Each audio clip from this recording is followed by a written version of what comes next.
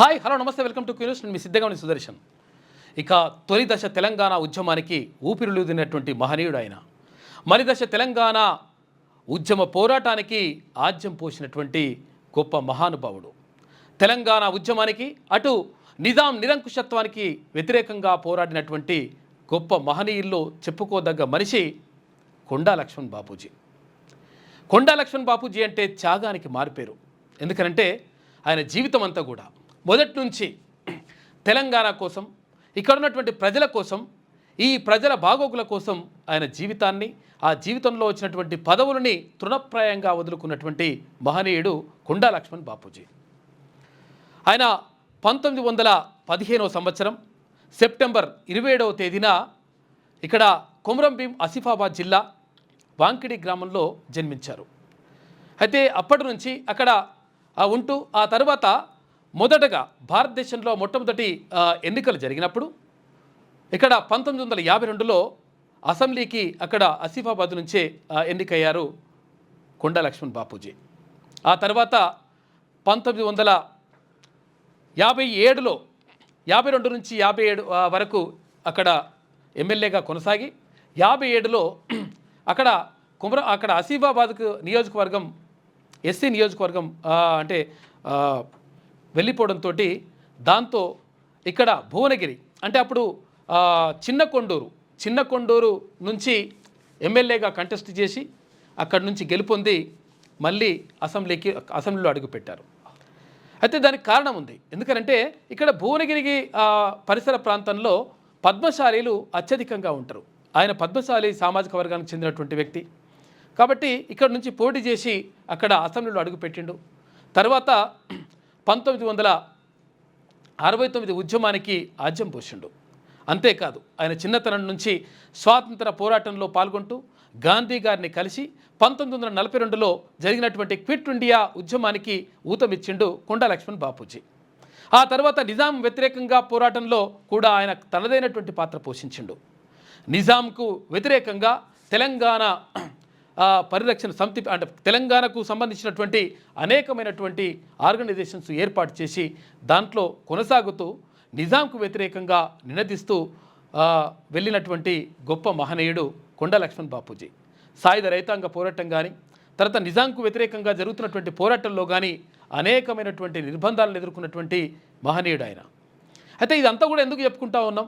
ఎందుకంటే బీసీలకు సంబంధించి అందులో పద్మశాలీలకు సంబంధించి ఒక మహనీయుడు అంటే తెలంగాణ ఉద్యమానికి ఊతమిచ్చినటువంటి వాడు. 1969 ఉద్యమం కోసం తన మంత్రి పదవిని తృణప్రాయంగా వదులుకున్నటువంటి మొట్టమొదటి తెలంగాణ వ్యక్తి కొండా లక్ష్మణ్ బాపూజీ. ఎందుకంటే తెలంగాణ రాష్ట్రానికి అన్యాయం జరుగుతూ ఉంది కాబట్టి ఈ తెలంగాణ రాష్ట్రం వేరుగా ఉండాలి అంటే తెలంగాణ ప్రాంతానికి అన్యాయం జరుగుతూ ఉంది కాబట్టి తెలంగాణ ప్రాంతం వేరుగా ఉండాలని చెప్పేసి ఆనాడే నినదించిండు తొలి దశ తెలంగాణ ఉద్యమానికి సంబంధించి. ఆ తర్వాత ఆయన 1972 నుంచి 75 వరకు తర్వాత 67 నుంచి 72 వరకు ఇట్లా అనేక మార్లు ఎమ్మెల్యేగా ఎంపికయ్యిండు.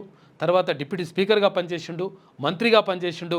మంత్రి పదవికి తెలంగాణ కోసం రాజీనామా చేసి బయటకు వచ్చినటువంటి నిజంగా గొప్ప త్యాగశీలి కొండా లక్ష్మణ్ బాపూజీ.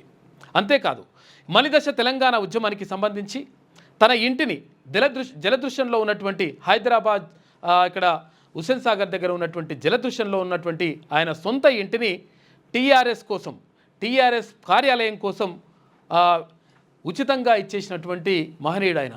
కాబట్టి తెలంగాణకు సంబంధించి తెలంగాణ గురించి మాట్లాడుకోవాల్సి వస్తే తెలంగాణకు సంబంధించి ఏదైనా విషయం మాట్లాడుకోవాల్సి వస్తే కొండా లక్ష్మణ్ బాపూజీ త్యాగాలను స్మరించుకోవాల్సినటువంటి అవసరం 100% ఉంటుంది.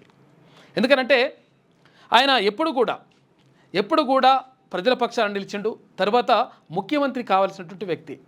అయితే ముఖ్యమంత్రికి కావాల్సినటువంటి అన్ని అర్హతలు ఉన్నప్పటికీ అయితే అగ్రకుల ఆధిపత్యంతో ఆయన ముఖ్యమంత్రి కాలేకపోయిందనేటువంటిది చరిత్రకారులు చెప్తున్నటువంటి వాస్తవం. ఎందుకనంటే ఇక్కడ రకరకాలుగా అన్యాయం జరుగుతూ ఉంది. అటు ఆంధ్ర దోపిడీతో తెలంగాణ అన్యాయానికి గురైపోయిందని పోరాటం చేసిండు. అంతకుముందు నిజాంకు వ్యతిరేకంగా పోరాటం చేసిండు. అంతకుముందు బ్రిటిష్ వాళ్ళకు వ్యతిరేకంగా పోరాటం చేసిండు.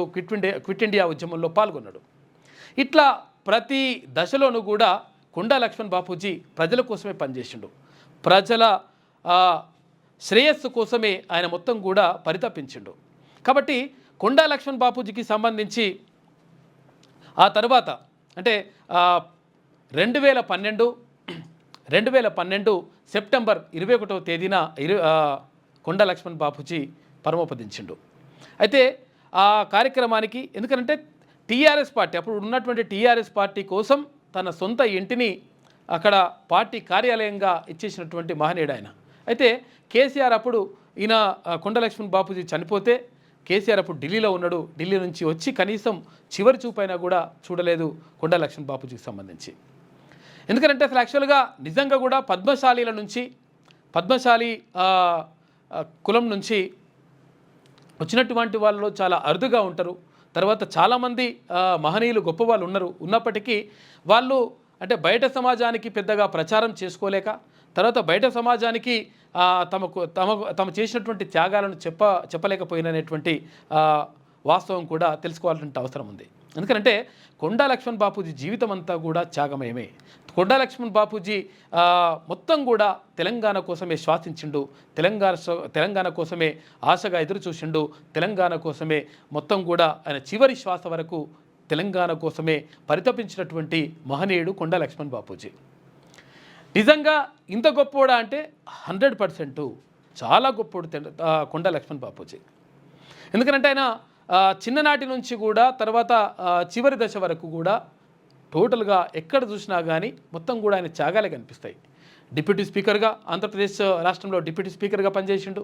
తర్వాత మంత్రి పదవిని మొట్టమొదటిగా వదులుకున్నటువంటి వ్యక్తుల్లో కొండా లక్ష్మణ్ బాపూజీ ఫస్ట్. అంటే మంత్రి పదవిని అనేటువంటిది చాలామంది ఏం చేస్తుంటారంటే లాబింగ్ చేసుకుంటారు. ఇప్పుడు ఏమైనా ఉంటే లాబింగ్ చేస్తారు, ఇంకా రకరకాలుగా ప్రలోభాలకు గురి చేస్తారు, లేకపోతే అయ్యా బాంచన్ కాల్మొక్త అనేటువంటి పరిస్థితులకి వెళ్ళిపోతారు. కానీ వచ్చినటువంటి మంత్రి పదవిని తృణప్రాయంగా అంటే అసలు యాక్చువల్గా అప్పుడు చాలా గొప్ప విషయం. స్వాతంత్రం వచ్చిన తర్వాత 1952లో మొట్టమొదటి ఎన్నికలు జరిగినప్పుడు ఆయన అక్కడ ఎన్నికైన తర్వాత ఆ తర్వాత భువనగిరి నుంచి అనేక సార్లు అసెంబ్లీకి ఎమ్మెల్యేగా ఎన్నికైన తర్వాత మంత్రి పదవిని కూడా లెక్క చేయలేదు కొండా లక్ష్మణ్ బాపూజీ. అప్పటికి తెలంగాణ వాదంకు సంబంధించి కొంతమంది మాత్రమే మాట్లాడుతూ ఉన్నారు. ఆ కొంతమంది మాట్లాడడంలో ప్రప్రథమంగా ఉండేటువంటి గొప్ప మహనీయుడు కొండా లక్ష్మణ్ బాపూజీ. కాబట్టి తెలంగాణ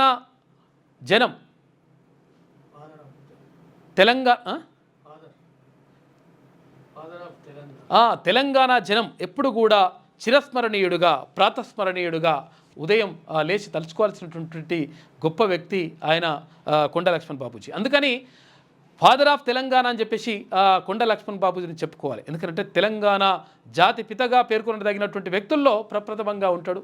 కాబట్టి ఈ కొండా లక్ష్మణ్ బాపూజీకి సంబంధించి కొంతమంది ఇప్పుడు అసలు యాక్చువల్గా అంటే ఇప్పుడు ఏదో గొప్పగా చెప్తున్నట్టుగా చేస్తూ ఉంటారు. మాయే త్యాగాలు, మేమే అదేంది మంత్రి పదవి రాజీనామా చేసినామని చెప్తూ ఉంటారు. కానీ ఆయన నిజంగా నిఖార్సు అయినటువంటి వ్యక్తి. తర్వాత తెలంగాణ వాదమే లేదు అనుకున్నటువంటి టైంలో ఆయన త్యాగం మరవలేనిది. కొంతమంది అగ్రకుల ఆధిపత్య ధోరణిని కూడా తీవ్రంగా నిరసించిండు, తీవ్రంగా వ్యతిరేకించిండు. అంటే ఇక్కడ ఒకసారి 1987 ప్రాంతంలో ఆ తర్వాత మండల్ కమిషన్ రిపోర్ట్ ఇస్తే మండల్ కమిషన్ రిపోర్టుని అమలు చేయడానికి అప్పుడు ఉన్నటువంటి రాజీవ్ గాంధీ దాన్ని పక్కకు పెట్టిండనేటువంటి ఉద్దేశంతో తన కాంగ్రెస్ పార్టీకి ఉన్నటువంటి ప్రాథమిక సభ్యత్వానికి కూడా రాజీనామా చేసేసి నాకు ఈ కాంగ్రెస్ పార్టీ వద్దు. ఎందుకంటే మండల్ కమిషన్ ఏం చెప్తా ఉంది, బీసీల సాధికారత కోసం చెప్తా ఉంది. వెనుకబడిన వర్గాలు ఉన్నతంగా ఎదగాలంటే ఏం చేయాలనేటువంటి విషయం చెప్తా ఉంది. ఈ దేశంలో 27% అంటే అసలు యాక్చువల్గా 54% మంది అప్పుడు ఉంటే అందులో సగభాగమైనటువంటి 27% రిజర్వేషన్ కల్పించాలని చెప్పేసి అంటే ప్రతిపాదనలు చేసింది. అంటే 42% ప్రతిపాదనలు చేస్తే 27% అమలు చేయాలని చెప్తే కూడా అప్పుడున్నటువంటి ప్రధానిగా ఉన్నటువంటి ఎవరు రాజీవ్ గాంధీ దానికి ససేమిరా అన్నాడు. అంటే దీంతో అంటే మండల్ కమిషన్ ఇచ్చినటువంటి నివేదికను ఎందుకు అమలు చేయరు, దీన్ని ఎందుకు మీరు వ్యతిరేకిస్తూ ఉన్నారు? మీరు వ్యతిరేకిస్తున్నారు కాబట్టి అంటే మీరు వ్యతిరేకిస్తున్నారు కాబట్టి ఈ అణగారిన వర్గాలకు, ఈ అట్టడుగు వర్గాలకు, ఇక్కడ వెనుకబడినటువంటి ఈ బీసీలకు అన్యాయం జరిగిపోతూ ఉంది. కాబట్టి నేను ఈ పార్టీలో ఉండాల్సినటువంటి అవసరం లేదు అని చెప్పేసి ప్రాథమిక సభ్యత్వానికి కూడా రాజీనామా చేసేసి అక్కడ ముఖాన కొట్టేసి వచ్చేసిండు కొండా లక్ష్మణ్ బాపూజీ. ఆయన ఎప్పుడు చూసినా కానీ అంటే ఇప్పుడు మనము ప్రతి ఘట్టంలో కూడా అంటే ప్రతి జీవితంలో తన జీవితంలోని ప్రతి ఘట్టంలో కూడా త్యాగమే కనిపిస్తుంది. తర్వాత అణగారిన వర్గాల కోసం ఎవరైతే ఆయన వచ్చినటువంటి వర్గాలు ఏవైతే ఉన్నాయో బీసీల కోసం ఎప్పుడు కూడా పోరాటం చేసినటువంటి ప్రతిమనే కనిపిస్తుంది. తర్వాత త్యాగాల జీవితమే కనిపిస్తుంది. ఎందుకంటే చాలామంది ఏం చేస్తుంటారు అంటే వాళ్ళ దగ్గర గొప్ప మెప్పు పొందాలని కానీ, లేకపోతే ఇంకా గొప్పగా మెహర్బానీ పొందాలని కానీ, ఇంకా లేకపోతే గొప్ప పదవులు పొందాలని కానీ చెప్పేసి వాళ్ళని పొగడతలతోటో లేకపోతే డబ్బా కార్యక్రమం ఇవంటి కూడా చేపడతారు. కానీ కొండా లక్ష్మణ్ బాపూజీ ఎప్పుడు కూడా అట్లా చేయలేదు. ఎందుకంటే ముక్కుసూటిగా ఉండేటువంటి వ్యక్తిత్వం ఆయనది. ఎందుకంటే ఉన్నది ఉన్నట్టుగా మాట్లాడతాడు. కాబట్టి ఎక్కడ కూడా ప్రలోభాలకు తలొగ్గకుండా తర్వాత ఈ రాష్ట్రానికి ఆంధ్రప్రదేశ్ ఉమ్మడి రాష్ట్రానికి ముఖ్యమంత్రి కావాల్సినటువంటి వ్యక్తి.